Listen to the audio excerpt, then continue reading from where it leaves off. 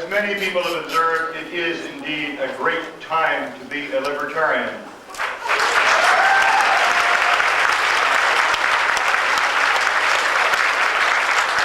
One of the main reasons is we've just nominated a great presidential candidate.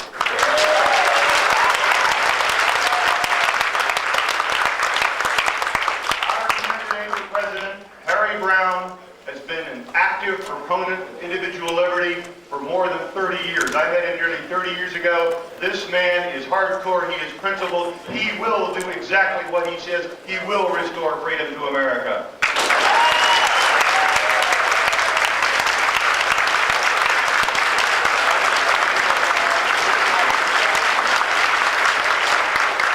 Browne is the author of 10 books, 4 of which were international bestsellers, including his best-known book, How I Found Freedom in an Unfree World.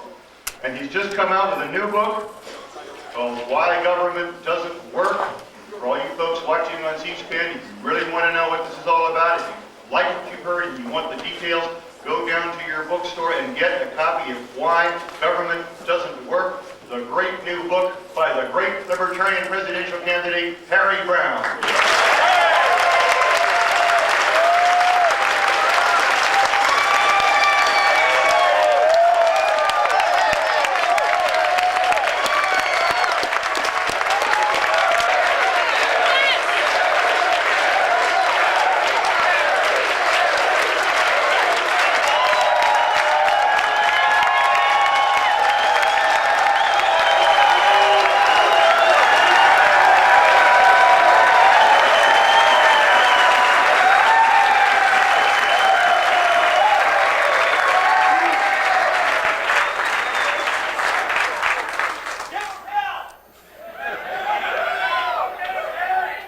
All I can say is, I think it's a great day to be a libertarian, that's for sure.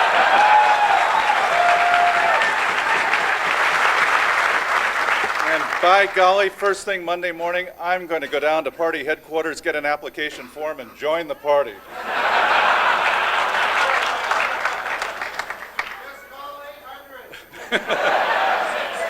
I never can... Thank you. I never can remember that number. I have a very short memory, so I'll probably ask you again in about 5 minutes.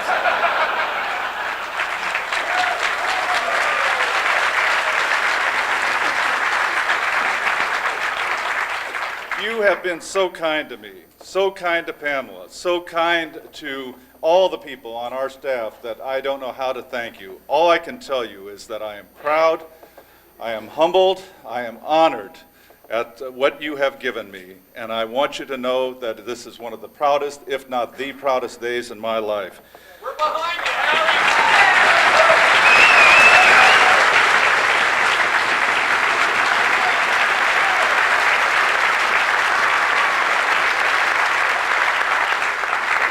Harry! And it is with a great sense of excitement and energy and anticipation that I proudly accept your nomination to be your presidential candidate.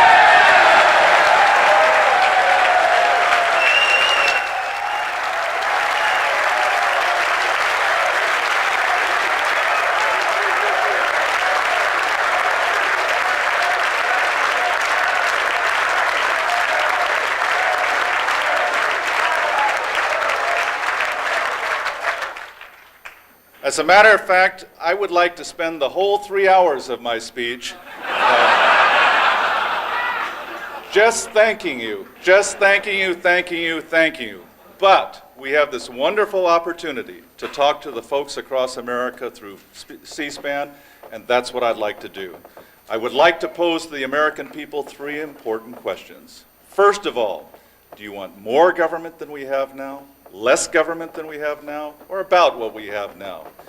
Pamela and I have been all over this great country of ours. We have asked this question of cab drivers, store clerks, bellmen, people everywhere. And of course, over and over and over again, people come right back with the answer. Oh, I want a lot less government. The government's too big, too intrusive, all this, that, and the other thing. Probably 19 out of 20 people have said they want a lot less government. Not just less, but a lot less. There are exceptions here and there was one that I remember very vividly in Indianapolis in a drugstore. I asked a young girl who was about, I shouldn't say young girl, maybe young woman, 20 years old. And I said, do you want more government than we have now, less government than we have now, or about what we have now? And it seemed like she took a minute to answer the question. She finally said, I guess I want more government. And I said, oh, really? That's interesting, never having heard this answer before. Wondering what she could possibly mean. I said, what is it you want government to do that it isn't doing now? And she said, get all those people off of welfare.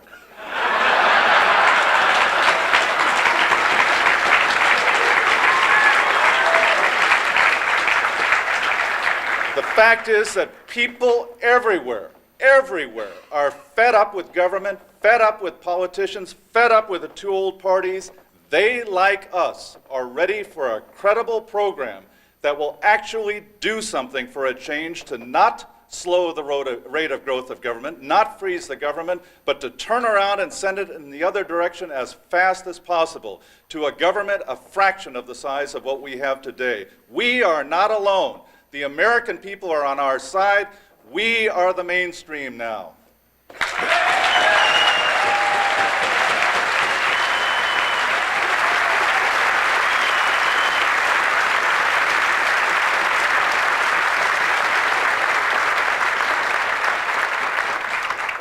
The second question I have for the American people: are your taxes too high?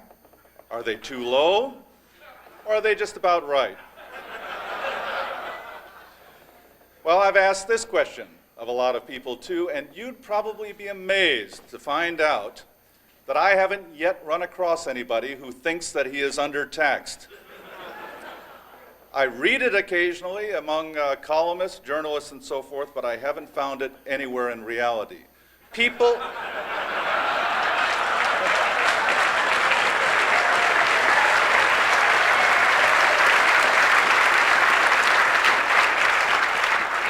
Thank you for calling attention to the humor of my own words. People everywhere are sick to death of a wasteful, extravagant, oppressive government that drains their substance at the expense of our own families. They are sick of it and they are ready for a change. But let's move on to the third question, the most important question perhaps. Government really is good at one thing. Government doesn't work at delivering the mail on time, it doesn't keep the city safe, it doesn't educate our children properly, but government is good at one thing. It knows how to cripple you and then hand you a crutch and say, see, if it weren't for the government, you wouldn't be able to walk. And that's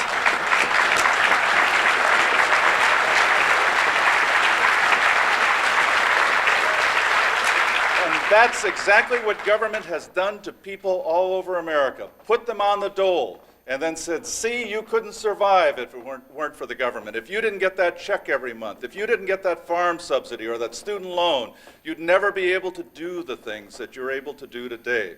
It would be impossible to get along without this big, extravagant government. Oh yes, people say they want smaller government, but they don't want to give up the services that government provides. We've heard that over and over again. But there is a way about this. And that's why the third question I want to ask the American people is just simply this. Would you give up your favorite federal programs if it meant you never again had to pay income tax?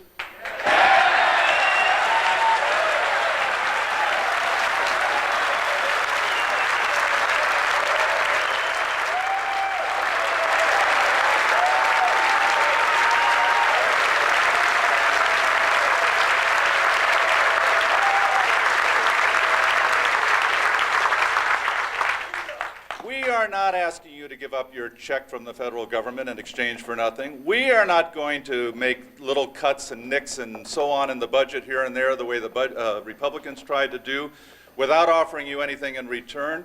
We are going to give you something. We know how to spread goodies too, but our goodies are we are going to give you your own money back. We are going to give you your freedom back. We are going to give you your life back. And as a result...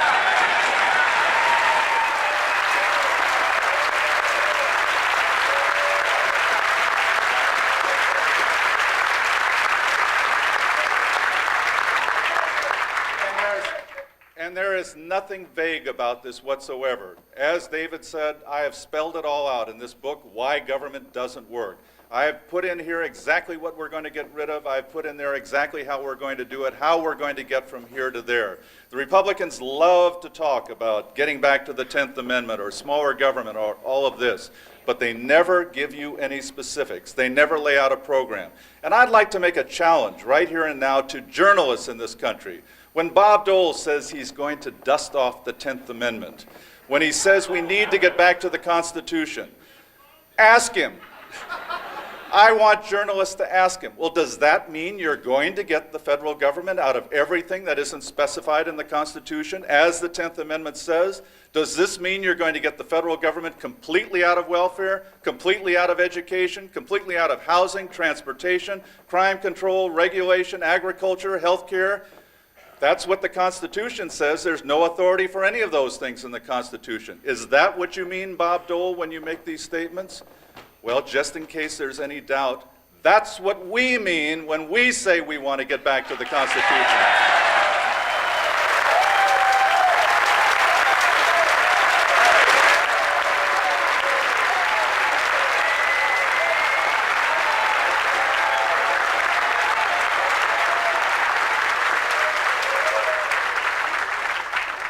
What we mean is very simple. We want the federal government out of your life, out of it entirely.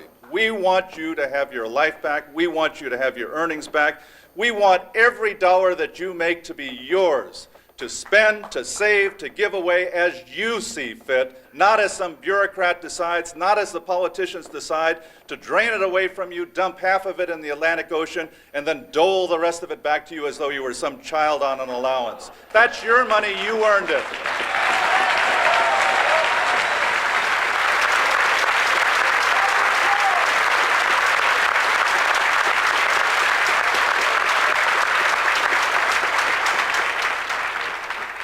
You know, the politicians love to talk about family values. Oh, boy, that's a winner. Oh, yeah, we've got to get back to real moral values in this country. We've got to get back to the family. We've got to be able to let families take care of themselves and so on. Well, Mr. Dole and Mr. Clinton, if you're listening, and I hope you are, let me issue a little challenge to you. If you really do care about family values, then repeal the federal income tax and let families have the resources to take care of their own values, not yours.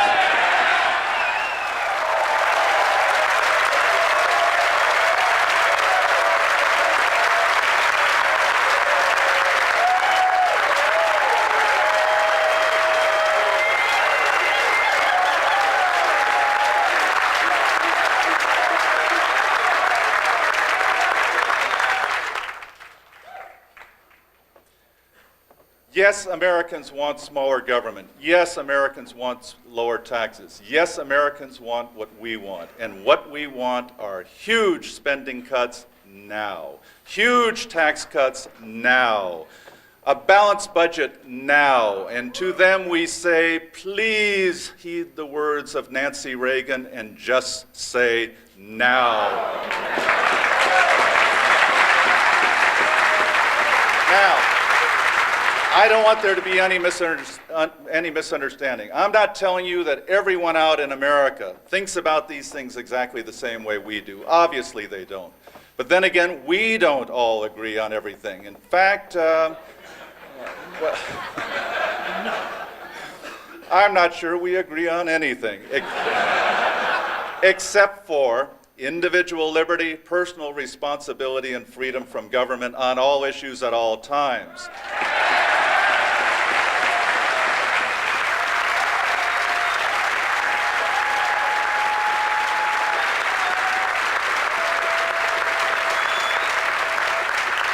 These are the things that Americans want, but it doesn't mean that they imagine all the finish line the same way we do, that they see the goal in exactly the same way, that they imagine the same kind of government that you do. But then neither do we. You may not even agree on the final goal of all of this with a person sitting right next to you. As a matter of fact, I would guess there probably are people in this room that if I asked you what size should the federal budget be, There are people in this room who would answer 0. There are also in this room, right here in this room, there are probably people who think that the federal budget ought to be $700, $800, $900.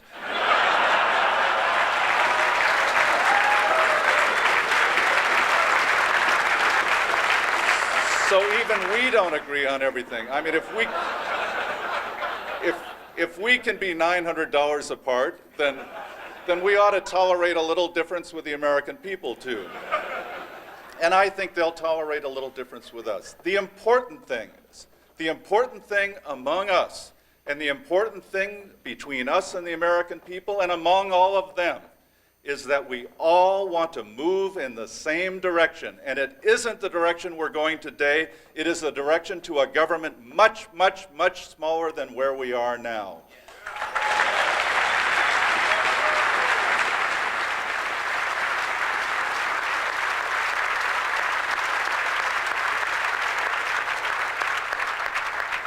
And we can quit arguing about the destination until we get a lot closer to it.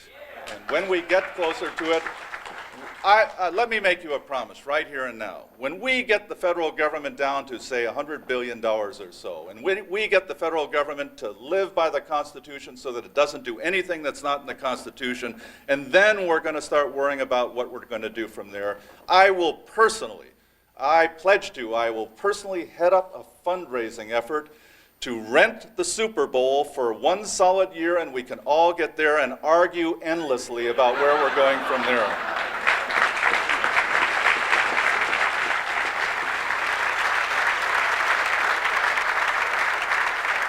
The first step is we have to make the government abide by the Constitution as it exists and is written today, literal Constitution. Then we can amend the Constitution to make the government smaller or larger or whatever the American people see fit then. Government doesn't work. Government programs don't work. Government welfare doesn't work. Government reforms don't work. Government politicians work too hard.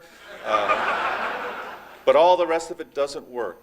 And another aspect of government that doesn't work is Social Security, the famous third rail of politics. Can't talk about Social Security. Do you know that in every poll that's been taken in the last few years, 2 out of every 3 Americans say that they do not expect to ever get $1 back from Social Security?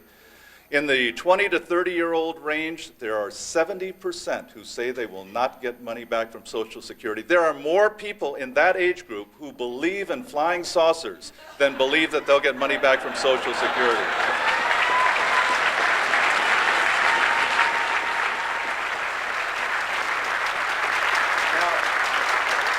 Of course, those are young people with a long way to retirement. In the 30 to 50-year-old group, it's a little different. There, it's 80% do not believe that they'll ever get any money back. But even in the over 50 group, 40% do not believe that they'll ever get any money back. Can you imagine within 15 years of retirement, and 40% of them do not think they'll ever see $1 from this non-existent trust fund? Well, Bill Clinton says it's not on the table. We can't discuss it. We're going to save Social Security. We're not going to touch it, so forth and so on. Bob Dole says, oh, I'm not worried about Social Security. I saved Social Security in 1983, and I can do it again. He doesn't mention that the way he saved it was with one of the most massive tax increases ever in the history of this country. And it is not going to happen again. We are not going to let the politicians do this here.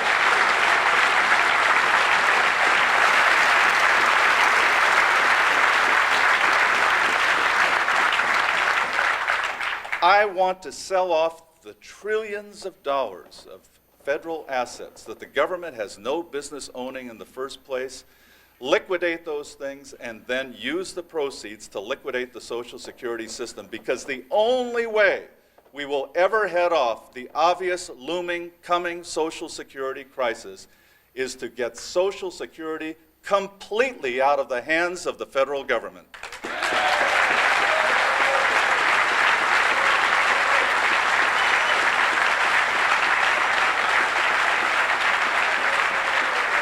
We'll sell off those assets, use the proceeds to make everybody whole, and then everybody's out. Nobody has 15% of his pay taken out of his paycheck and thrown down a rat hole ever again. And once we get the government out and people can see what it's like to put 5% maybe of their paycheck in a mutual fund or something else and become millionaires by the time they're 65 instead of the Social Security system, I don't think it'll ever come back. I don't think they will ever fall for that Ponzi scheme again.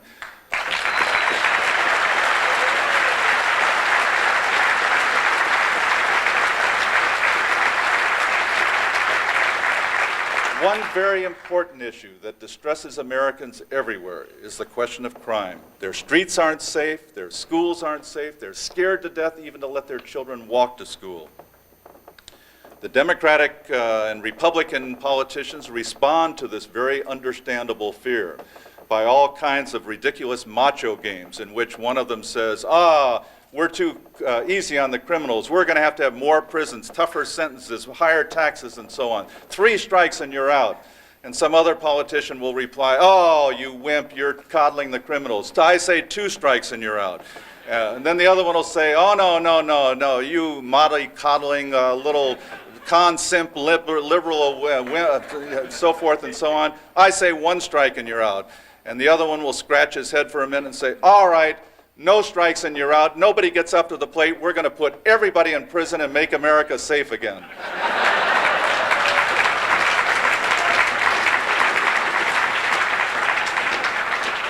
Looked at it another way, the Democratic politicians take our guns away from us and then go to the American people and say they are fighting crime by making the innocent people defenseless.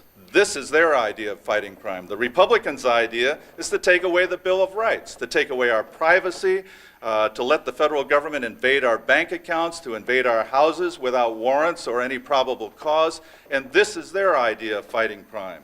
And through it all, after one tough-on-crime bill after another, year after year after year, shredding the Bill of Rights into ever finer little pieces of confetti, the crime rate continues to rise, crime continues to get worse, and the fear in America continues to get worse. But where in the Constitution does it even give the federal government the authority, the right, or the ability to be involved in crime control in the first place?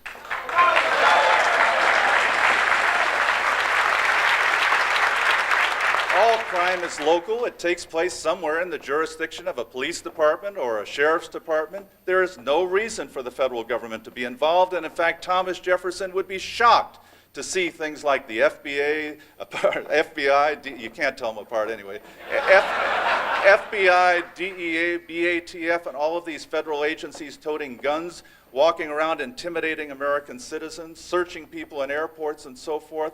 This is not the America that they created. This is not the America that they envisioned when they passed the Constitution and wrote the Bill of Rights.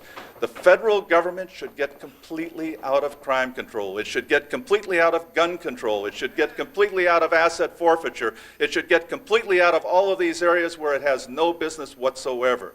But if we really want to reduce crime in this country, there is one thing above all that we have to do to dramatically and immediately reduce crime in this country to a magnitude, a fraction of what it is now, and that is to end the insane war on drugs.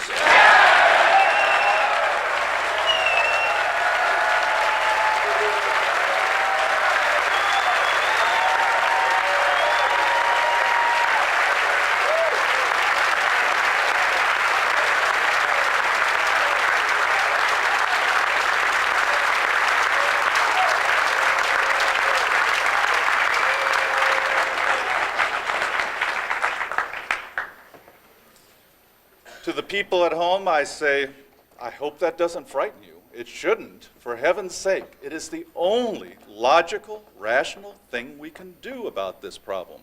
Before there were drug laws in America, there was no drug problem. Before there were drug laws, there were no muggers on the street trying to support a $100 a day habit. There were no pushers on high school campuses trying to hook kids on drugs. There were no gangs fighting over monopoly territories. There were no drive-by shootings with innocent children getting killed in the crossfire. There were no crack babies. There were no people dying of overdoses. None of these things existed before there were drug laws. You know, most people don't realize that there was a time in this country when a 10-year-old child could walk into a drugstore and buy heroin. Can you imagine? Just walk up to the shelf, take the heroin, go up to the counter, pay for it, and walk out with it. Didn't need a doctor's prescription, didn't need a note from his parents, didn't need anything. It was sold in measured doses as a pain reliever and sedative, just the way aspirin is sold by Bayer today. And yet, despite this unrestricted availability of drugs in America, there was no drug problem. None of the things that we associate with the drug problem today existed then. They didn't exist until the war on drugs started in the 1960s, until there was such a criminal profit component in the price of drugs that it then became worthwhile to push them on children to try to get them hooked and develop a new cash cow, until it became the means of financing gang warfare, until it became the means of corrupting law enforcement agencies all over the country, until it became the means of a new power struggle in Washington, until it became the means to turn America from a safe, placid set of cities throughout the country into jungles, which is what it has become as a result. When I was 10 years old, back in the 1940s, I used to walk to the movies every Friday night by myself, and I'd walk about a mile home through the town that I lived in, a suburb of Los Angeles. 10 o'clock at night, I had nothing to be afraid of. There were no muggers on the streets, there were no dope peddlers, there were no pushers, nobody, no gangs, nothing. I've been back there recently. I wouldn't walk through that town at 10 o'clock in the morning. If we care about our country, if we care about our cities, if we care about our children, we have to, we must, we shall end this insane war on drugs.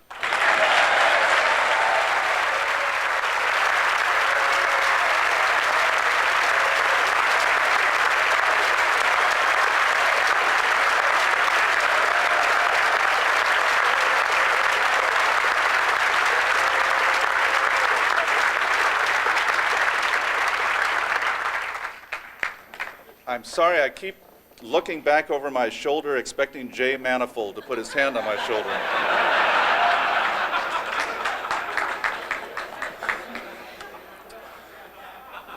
We've seen some spectacular examples of government tyranny in recent years. People losing their property that they saved a lifetime to buy to asset forfeiture. The BATF and the FBI storming compounds and destroying men, women, and children. Government snipers shooting at women holding babies in their hands and then being rewarded afterward for their good shooting. It's easy for Americans to look at these things, feel sorry for the people that were hurt by it, but not feel touched personally. After all, these people are different from us. And so people find it very easy to rationalize these things away as happening to somebody who in some way or other may have had it coming to them, and in a way that would never happen to oneself because of the way one lives his life. But the fact of the matter is that the woman who stood with her baby in her arms in the doorway of her cabin in Ruby Ridge and was gunned down by an agent of your government could have been you or your wife or your mother or your daughter. Despite the government's attempts to make her appear to be an evil genius, she was an innocent woman, just like you, and someone who loved her baby just as much as you love your children. She was no different from you.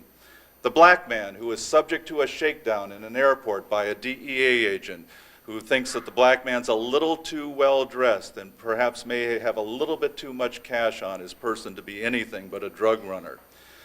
That man may seem to be far away from you. After all, you're not black, but I can assure you, as soon as they run out of black men to shake down, you will be next.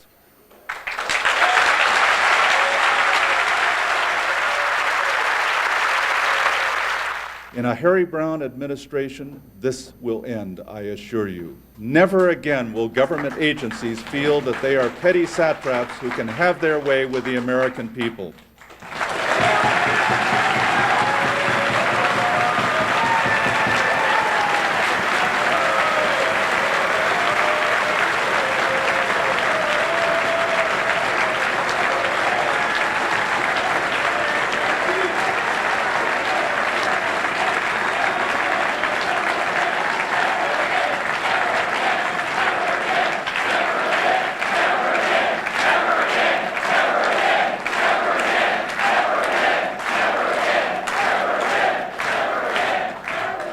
And there is one way that you can make sure that it will be never again, and that is this time, don't waste your vote. Vote Libertarian, and it will maybe never happen again if enough other people vote like you. When we are elected to the presidency, Libertarians have an administration. Every government employee, all 16 of them, will respect the Bill of Rights.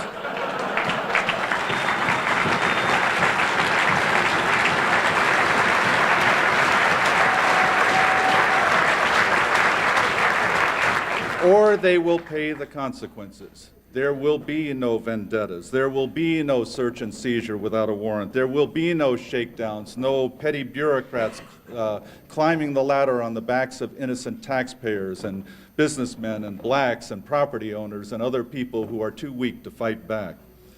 Any government employee found guilty of violating the Bill of Rights in any way whatsoever will be censured, dismissed, or prosecuted.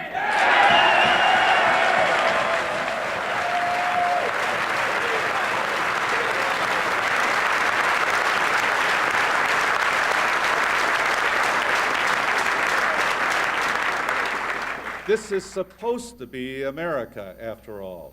This is America where the government bows down to the people and not vice versa, or at least it once was.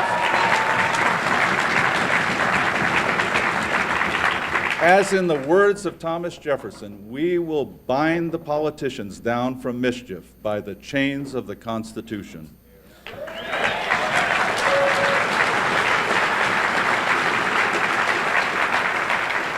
Now, among all the people that I've talked with, a lot of people have said, oh, I love your ideas. I think this is wonderful. But even if you were elected president, you would never be able to get this program through Congress. You would never get Congress to repeal the income tax and get out of all of these programs that it's in. But I don't think they realize how powerful the president is and how much he can do without even consulting Congress. If elected president, I would set to work immediately on the first day to make this a freer, safer, more prosperous America, and there are a multitude of things I could do without even calling Congress on the phone. So on my first day in office, by executive order, I will personally pardon everyone who has been convicted of a nonviolent federal drug offense.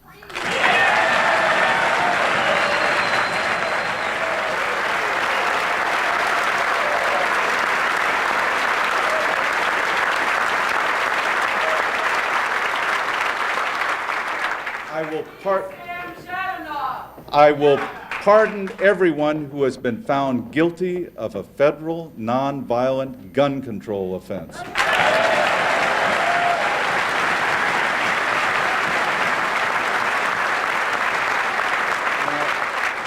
you're going to have to hold your applause because this is a long list. I will pardon everyone who has been found guilty on a federal tax evasion charge. I will pardon anyone else who has been convicted of any kind of victimless crime by the federal government. I will end federal affirmative action immediately. I will end all federal quotas, set-asides, preferential treatments, and any other form of discrimination that the federal government is engaged in. I will bring to an end immediately all asset forfeiture cases, and I will take immediate steps to try to apply restitution to anyone who has been victimized by the federal government in the past. As Commander-in-Chief of the Armed Forces, I will immediately bring all American troops back home to America where they belong.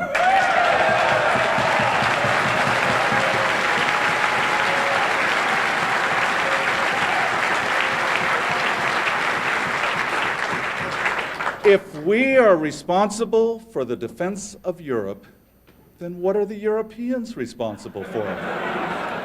Asia?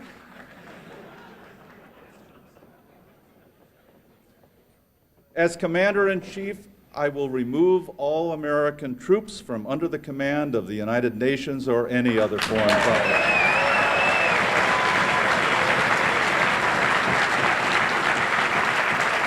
Everything put into the Federal Register by any previous president, George Bush, Ronald Reagan, Jimmy Carter, Bill Clinton, Richard Nixon, whomever, can be ripped out of the Federal Register by the next president of the United States. I will personally go through and get rid of all the regulations that run up the price of all the things we buy and hold down the wages we earn. And then I will break for lunch.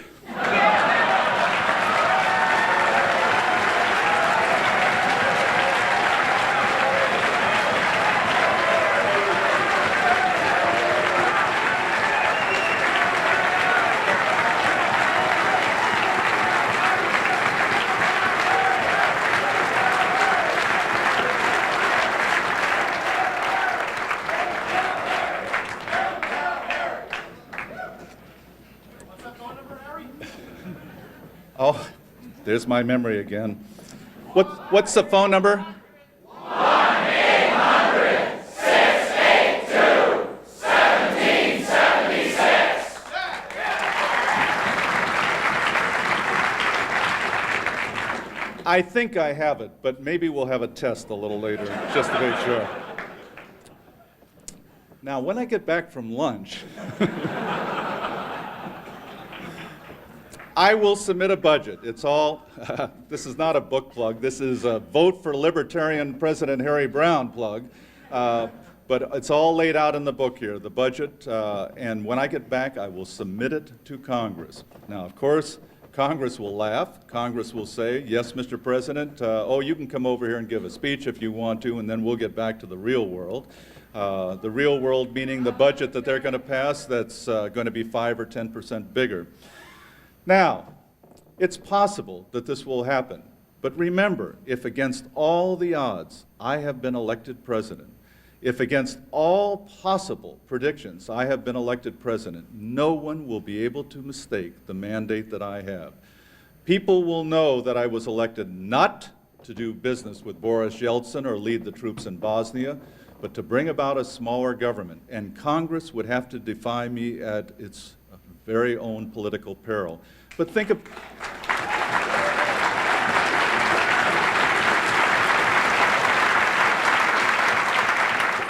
about something else, too. If I were elected president, do you really think no libertarians would have been elected to Congress at the same time? Of course not.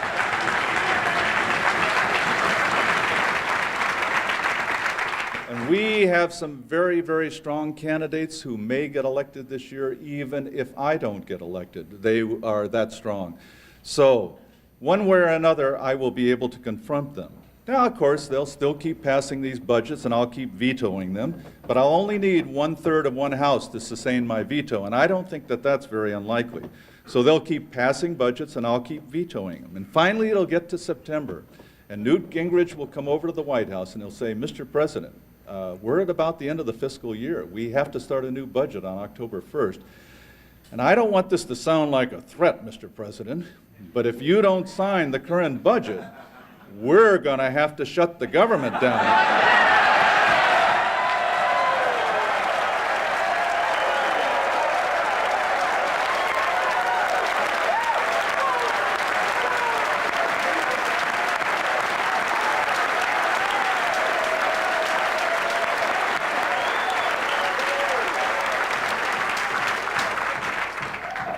And I'll say, oh no, don't throw me into the briar patch.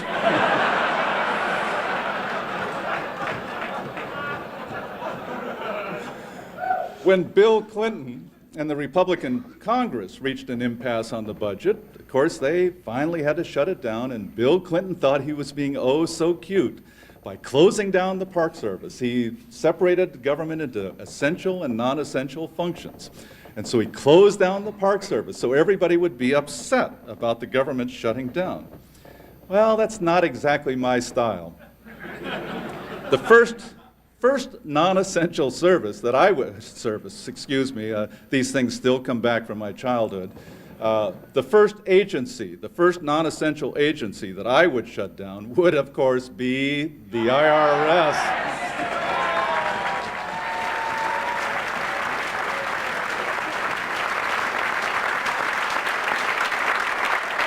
Now that's really going to upset the American people, isn't it?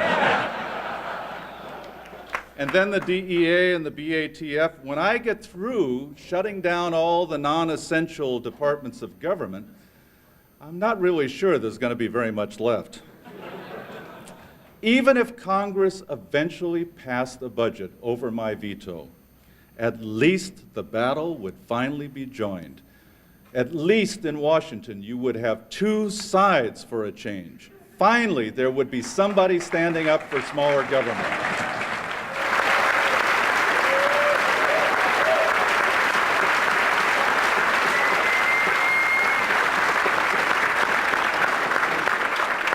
Instead of a big government president and a big government Congress arguing over the details, haggling over the price, as they say, you would finally have a small government president standing fast and not giving in on anything and going to the American people over and over and over and saying, do you know what they want to do? They want to keep spending money on the honey subsidy. They want to keep spending money on the super collider. They want to keep spending on this. They haven't figured out that government doesn't work. And so please give me some support.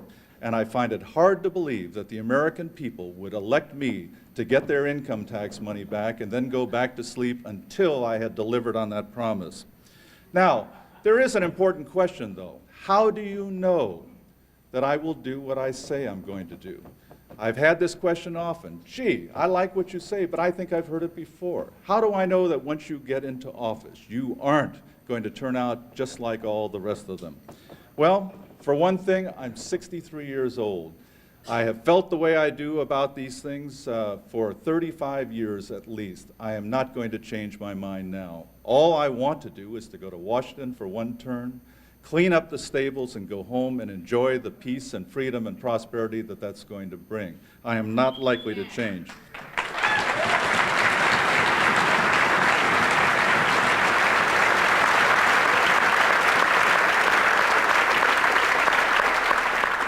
I am not interested in a new career. After all, I only have, 20, 30 years left? Well, maybe 40 if we get rid of the FDA.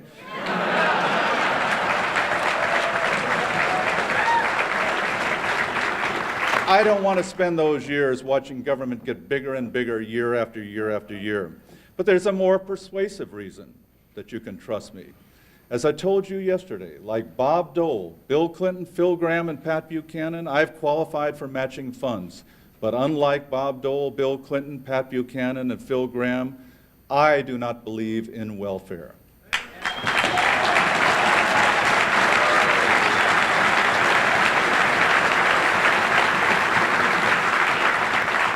Not for politicians, not for individuals, not for corporations. And so I am the first presidential candidate in American history to qualify for matching federal campaign funds and refuse to take them.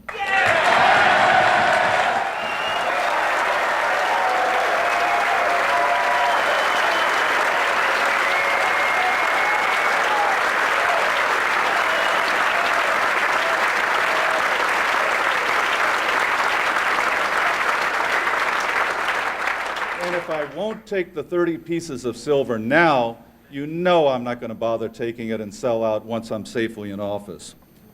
Now, one other thing we need to discuss here, the wasted vote. People have been wasting their votes for years in this country, believing in smaller government and voting for big government candidates. This year, for heaven's sakes, vote for what you want. Don't vote against something. Don't vote to keep somebody out of the White House. Don't vote because you're afraid of what the other side might do. Vote for what you want. If we don't start asking for what we want, if we don't start demanding what we want, if we don't start voting only for what we want, then we are never going to get what we want. All my life I have known that unless I asked for something, I never had a chance to get it. And until we start voting for smaller government, until we ask for smaller government, until we demand smaller government, we are never going to get it. And the only way you're going to get it is by voting Libertarian this year.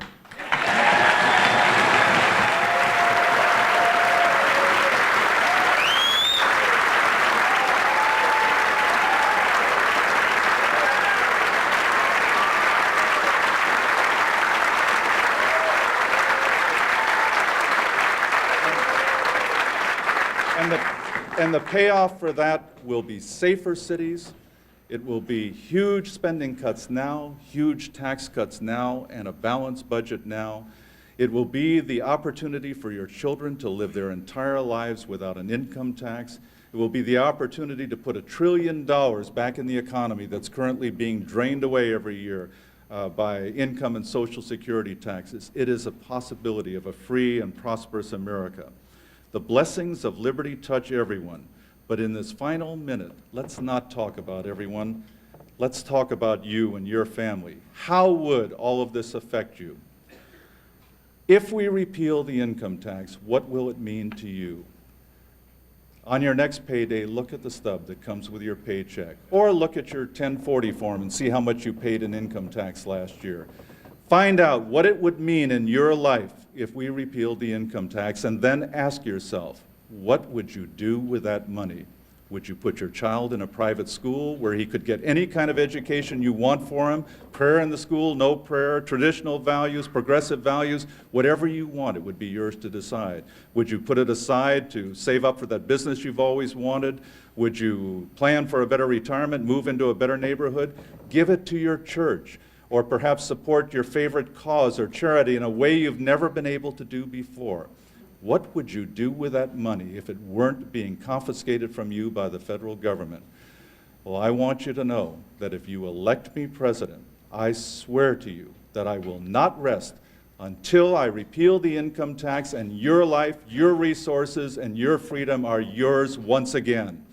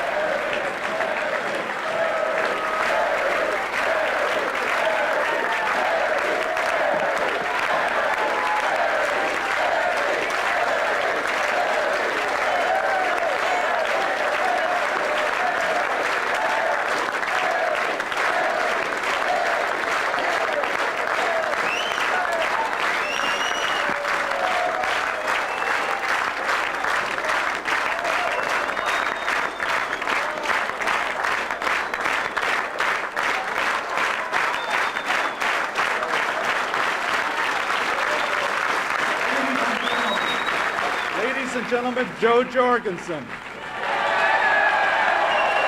and her family. Ladies and gentlemen, Pamela Browne. I can't see. Ladies and gentlemen, Tony Nathan. Where's Tony Nathan?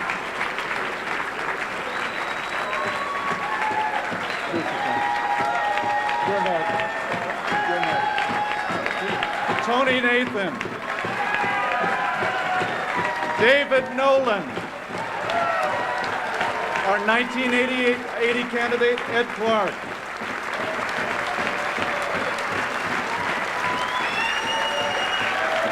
our 1984 candidate, David Bergland,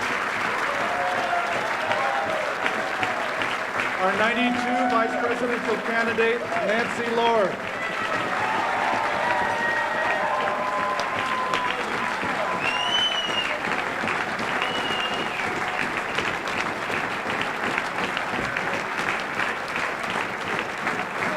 I also want you to meet our campaign staff, National Director Sharon Ayers. Sharon? Publicity Director Jack Dean. Special Projects Manager Michael Emerling Cloud. Email Specialist John Call. The woman who has booked all of those radio shows, Lisa Paley. Director of Operations, Terry Bronson.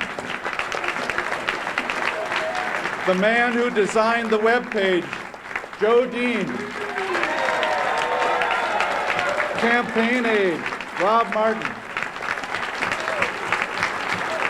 Jack of all trades, Jeff Browne. My daughter, Autumn Browne Wilson.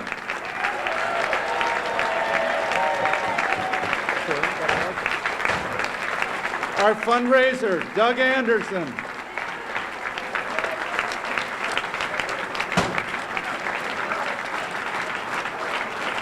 And a special thanks, if you're watching on television, to Andre Maru, Ron Paul, and John Hospers.